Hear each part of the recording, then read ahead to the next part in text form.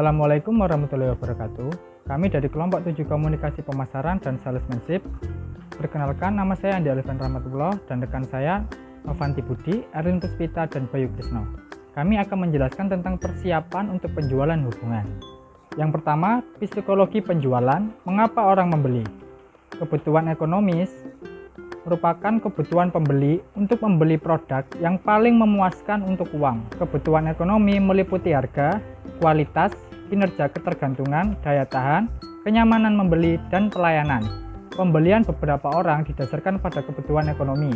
Namun, kebanyakan orang memperhatikan ekonomi dari semua pembelian mereka bersama dengan alasan lain untuk membeli.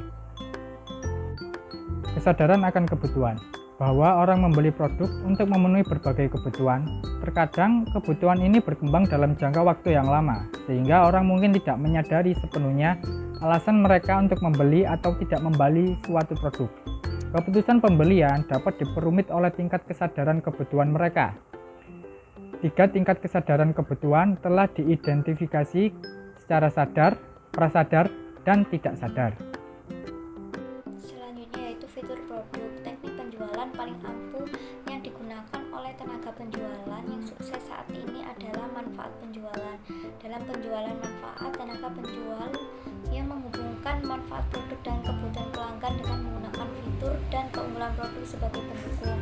Teknik ini sering disebut sebagai FAB, teknik jual, atau disebut fitur, advance, dan benefit.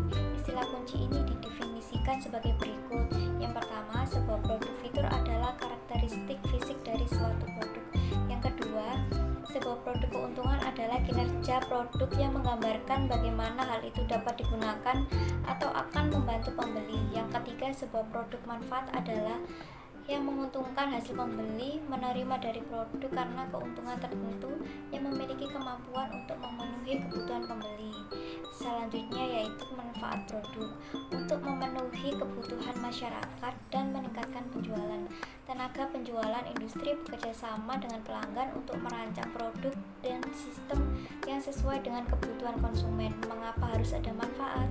Yang pertama, dengan manfaat pelanggan dapat memahami apakah produk tersebut akan memuaskan kebutuhan mereka. Yang kedua, manfaat dalam penyajian pebisnis daripada fitur atau keunggulan akan membawa kesuksesan. Komunikasi untuk membangun hubungan. Yang pertama, antara penjual dan pembeli. Komunikasi dalam konteks penjualan adalah tindakan mentransmisikan informasi dan pemahaman verbal dan nonverbal antara penjual dan pembeli.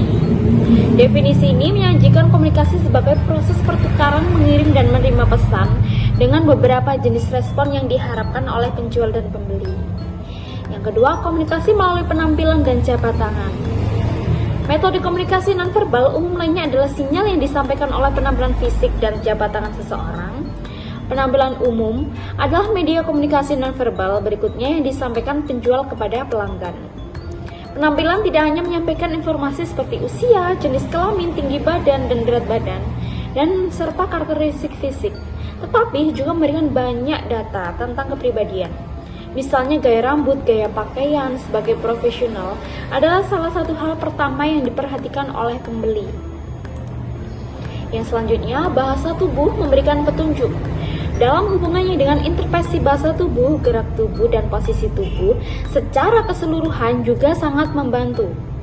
Pembeli dapat mengirim sinyal nonverbal melalui 5 metode komunikasi atau mode komunikasi, yaitu yang pertama, sudut tubuh, ekspresi wajah, gerakan atau posisi lengan, gerakan dan posisi tangan, dan juga posisi kaki. Baik, perkenalkan, nama saya Muhammad Bayu Kresna Aji, NIM 1861243. Di sini saya menjelaskan pengetahuan teknologi. Pengetahuan teknologi terbukti mampu mendukung dan memaksimalkan operasionalisasi usaha, termasuk meningkatkan pengalaman dan kepuasan pelanggan. Berikut hal-hal yang bisa dilakukan pembisnis, yaitu dengan pertama, memaksimalkan pemasaran. Kedua, menyediakan sarana komunikasi. Ketiga, memudahkan dan mempercepat proses transaksi. Dan keempat, meningkatkan keamanan saat pelanggan bertransaksi. Dan kelima, mempermudah operasional usaha. Sekian, terima kasih. Ada kurang lebihnya dari kelompok kami. Saya mohon maaf yang sebesar-besarnya. Assalamualaikum warahmatullahi wabarakatuh.